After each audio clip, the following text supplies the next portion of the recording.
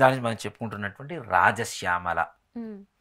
ఈ అమ్మవారు నిజంగా చాలామంది ఇందాక మనం చెప్పుకున్నట్టుగా రాజకీయ నాయకులు ఎక్కువగా యాగాలు అవి చేస్తున్నారు కానీ, రాజశ్యామల అనేటువంటి శక్తి ముఖ్యంగా చెప్పాలి అంటే శీఘ్రమైన వశీకరణ, సమ్మోహన, ఆకర్షణ శక్తిగా చెప్పబడుతూ ఉంది దశమహావిద్యల్లో.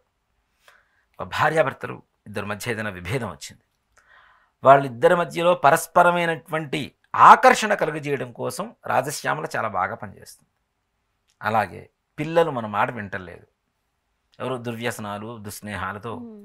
ఇచ్చేస్తున్నారు. అలాంటి వాళ్ళని సవ్యమైనటువంటి మార్గంలో పెట్టగలిగినటువంటి శక్తి రాజశ్యామల. అలానే విద్యా బుద్ధులు.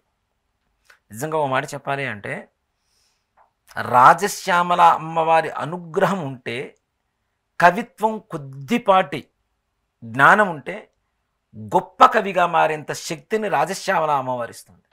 అందుకనే మాతంగి కన్యాం మనసా స్మరామి. అమ్మవారి చేతిలో ఉండేటువంటి వస్తువులు కూడా ఏమిటి? వీణ. వీణ ఎవరి చేతిలో ఉంటుంది మనకి? సరస్వతి. అలాగే పుస్తకం కూడా ఉంటుంది అమ్మవారి చేతిలో, ఈ అమ్మవారి చేతిలో. అంటే అంతేకాకుండా ఒక రక్తవర్ణ వస్త్రంతో పట్టుకొని ఉంటుంది. ఈ రక్తవర్ణ వస్త్రం ఏమిటి అంటే బాంధవ్యాన్ని దృఢం చేయడం కోసం సంకల్పించేటువంటి ఒక వస్త్రం, ఇది ఆయుధం. నిజంగా ఎలాంటి వాళ్ళనైనా సరే, అది ఎంత గొప్ప వాళ్ళనైనా సరే, మనం ఒక పని కోసం వెళ్తున్నాం, వెళ్ళేటప్పుడు రాజశ్యామల అమ్మవారు అంటే ఇప్పుడు ఒక ఏదో పని ఉంది కదా, ఆ సమయంలో మాత్రమే నేను చేసుకుని వెళ్తాను, పని అయిపోవాలంటే అవ్వదు, అంతే కదా. ఇప్పుడు ఆకాశ మార్గంలో సంచరిస్తున్నటువంటి దేవతల్ని మనం వశం చేసుకొని మనలోకి మనం ఇది చేసుకోవాలని, లీనం చేసుకోవాలంటే ఎంత గొప్ప తపస్సు చేస్తూ ఉండాలి. ఒకరోజు పని ఉంది, ఆ రోజే చేస్తాను, ఆ పనికి వెళ్ళిపోతానంటే అవ్వదు, ఆ పనులు అవ్వవు. దాని ముందు నుంచే తప్పనిసరిగా ఉపాసన, గురు ద్వారా ఒక గురువుని ఎంచుకొని, ఆ గురువు ద్వారా ఉపాసనా మార్గాన్ని తెలుసుకొని, గురుగారి దగ్గర నుంచి మంత్రాన్ని ఉపదేశం తీసుకొని, అది కూడా గ్రహణ సమయంలోనూ, లేదంటే మహాశివరాత్రి రోజును, విజయదశమి రోజును, లేదంటే సప్తమి, రథసప్తమి రోజును, ఇలాంటి రోజుల్లో తప్పనిసరిగా గురువుగారి దగ్గర ఆయన ఎదురుగా కూర్చొని ఆయన అనుజ్ఞ తీసుకొని, అవకాశం ఉంటే అంటే ఆయన మంత్రాన్ని ఉపదేశించడు, ఆయన దగ్గర శక్తి ఉంది, ఆయన మనకు ఉపదేశించడం తెలిసినా కూడాను గురు శుశ్రూష చేసి మరి ఆయన దగ్గర మనం మంత్రం స్వీకరించుకొని, ఆ మంత్రాన్ని తీసుకొని ఉపదేశించుకొని, ఆ తదుపరి దాన్ని సాధన చేస్తూ ఉంటే కొంతకాలానికి మనకి ఆ అమ్మవారి అనుగ్రహం పరిపూర్ణంగా కలుగుతుంది. తీసుకున్న వెంటనే 108 సార్లు చేసేస్తాను పని అయిపోవాలంటే ప్రపంచంలో ఎవ్వరికీ ఏ పని కాలేదు అనే మాటే ఉండదు కదా. ప్రతి ఒక్కళ్ళు 108 సార్లు చేస్తారు, వెళ్ళిపోతారు. కానీ కొన్ని లక్షల సార్లు యొక్క మంత్రాన్ని జపం చేస్తూ ఉంటే, మనం ఏ పని చేసినప్పుడు ఏమవుతుంది, ఇన్ని లక్షల సార్లు జపం చేసినప్పుడు ఏ పని చేసినా అమ్మవారే పలుకుతూ ఉంటుంది, ఆ మంత్రంతోనే మనం చేస్తూ ఉంటాం.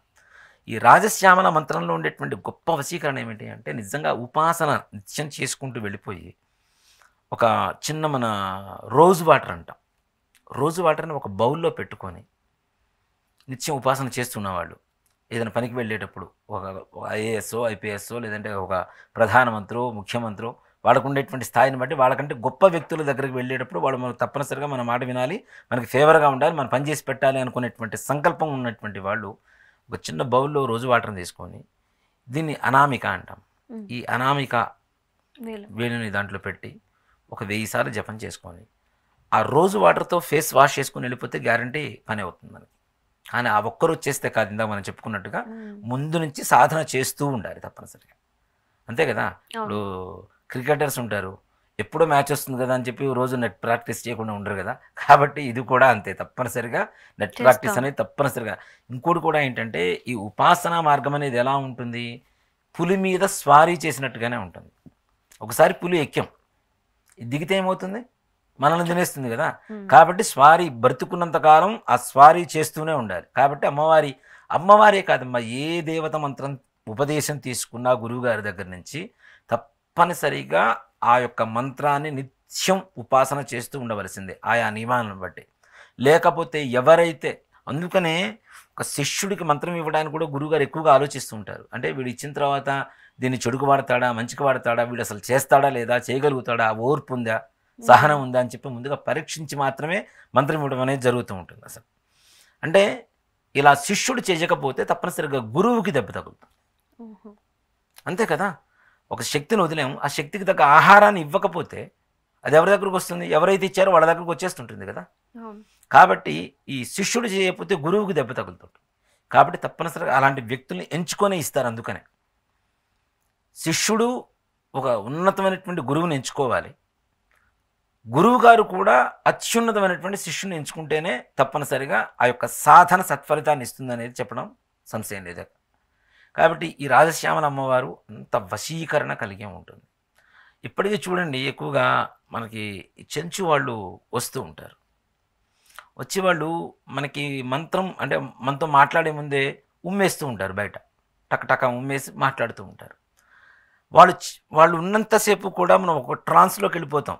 మనం వాళ్ళని నమ్మట్లేదు అని చుట్టుపక్కల ఉన్న జనాలను బట్టి మనం అనుకుంటాం కానీ, మన ట్రాన్స్ మాత్రం మొత్తం వాళ్ళ మీదనే ఉంటుంది. వాళ్ళు చేసేటువంటిది ఎక్కువగా కోయి జాతి వాళ్ళు, కొండ జాతి వాళ్ళు ఎక్కువగా చేసేటువంటి అమ్మవారు ఉపాసన ఏమిటి అంటే రాజశ్యామల. ఆవిడని మాతంగి అంటాం. అవును. మాతంగి అంట. మాతంగి అమ్మవారు అంటాం. మాతంగి అంటేనే రాజశ్యామల. రాజశ్యామలో నీలాశ్యామల అలా అంటే రకరకాలుగా ఉన్నాయి. 9 రకాలు. ఇప్పుడు రాజశ్యామల నవరాత్రులు చేస్తాం కదా! అవును. అలా రాజశ్యామల నవరాత్రుల్లో 9 రోజులు 9 రకాల అమ్మవార్లు ఉన్నారు. రాజశ్యామల అమ్మవారిలోనే. చివరికి రాజమాతంగి అంటాం. చిట్ట చివరి రోజున. అంటే రాజశ్యామల ఆవిడని. మొదటంతా కూడాను నీలా సరస్వతి, నీల రాజశ్యామల ఇట్లా ఒక్కో రోజు ఇచ్చేస్తూ ఉంటాం. పూజ చేస్తూ ఉంటాం. కాబట్టి ఈ రాజశ్యామల అమ్మవారికి చేయడం ద్వారా మాతంగి అనేటువంటి విద్యకి చేయడం ద్వారా విపరీతమైనటువంటి సకల ధన జన వశీకరణ అనేది తప్పనిసరి కలుగుతుంది. నిజంగా ఇది చెడుకి ఎక్కువగా వాడుతూ ఉన్నారు. వేరే ఎవరో అవసరం లేని వ్యక్తులను వశీకరణ చేసుకోదనే దానికన్నా నిజంగా భార్యాభర్తలు ఏదైనా గొడవతో వచ్చారు, వాళ్ళిద్దరిని కలపడానికి ప్రయత్నించు.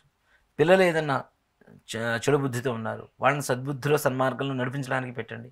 ఇలా పిల్లల కోసం తల్లిదండ్రులు చేసేటువంటి వాళ్ళు కూడా ఉన్నారు చాలామంది. లేదు గురువుగారిని నిర్ణయించుకొని ఆయన దగ్గర ఉపాసన జపం చేయిస్తూ హోమాలు చేస్తూ చేయించేవాళ్ళు కూడా ఉన్నారు తప్పనిసరిగా.